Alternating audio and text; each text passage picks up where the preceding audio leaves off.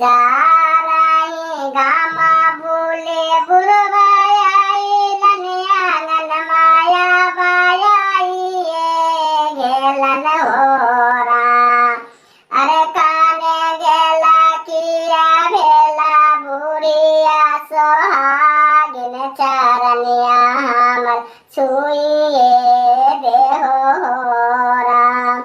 काने गेला किया तोही बुढ़िया सोहागिन चला शिव चारा चाया बाहोरा।